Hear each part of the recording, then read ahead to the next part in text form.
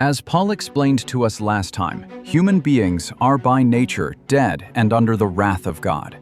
It is truly a miserable condition in which we find ourselves without Jesus.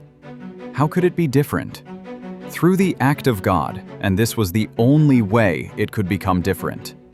But God, being rich in mercy, because of the great love with which He loved us, even when we were dead in our trespasses, made us alive together with Christ. By grace you have been saved. Ephesians 2, verses 4-5. Here we have the great "but God," which changes our existence. William MacDonald writes that these words form one of the most meaningful, profound, and inspiring transitions in all of literature. They indicate that an enormous change has taken place. It is the change from despair and fear in the valley of death to the inexpressible joys that await the person concerned in the kingdom of the Son of God's love. The cause of this change is God Himself. No one else could have done this, and no one else would have done it. He shows us mercy, of which He has a rich treasure, by not treating us as we deserve. The reason for God's intervention is revealed to us in the words, "because of the great love with which He loved us." His love is so great because He Himself is its source. We gave Him no reason to love us, for we were dead in our trespasses, and therefore children of wrath, as we saw last time.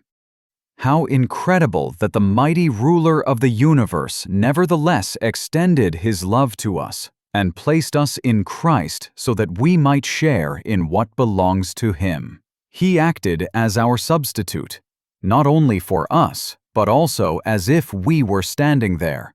That is why we died when He died. When He was buried, we were buried too. When He was made alive and raised from the dead, we were also made alive with Him. We can enjoy all the effects of His sacrificial death because we are connected to Him.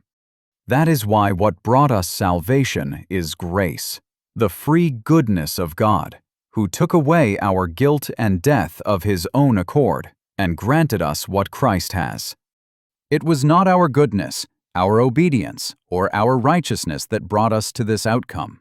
Everything in our salvation can be traced back to God.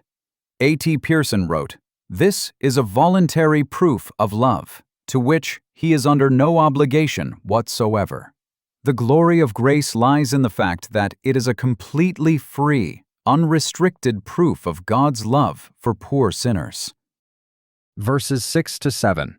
"And raised us up with Him and seated us with Him in the heavenly places in Christ Jesus, so that in the coming ages He might show the immeasurable riches of His grace in kindness toward us in Christ Jesus." Made alive with Him, we have also been raised up with Him. Schlatter emphasizes that because Jesus rose from the dead, we have been given a life that death cannot destroy, but which comes to resurrection. This is the gift that has already been given to us, for Christ is risen and completes His communion with us by bringing us into the state of resurrection, in which we receive His image and are with Him. See also Romans 8:29. Likewise, in Christ we already have access to heaven, and our place among the heavenly beings has been assigned to us. For where Christ dwells, we too have received our dwelling place. Therefore, we are not uncertain about what will become of us when our earthly life comes to an end. For death separates us from the world, but not from Christ. Because He remains connected to us, He brings us to where He is and prepares a new home for us among the heavenly beings. See also 2 Corinthians 5:1. Having shown us what God has done, Paul explains in verse 7 why God did it. The reason for His action is that He wanted to show us how exceedingly rich His grace is toward us, thanks to His Son.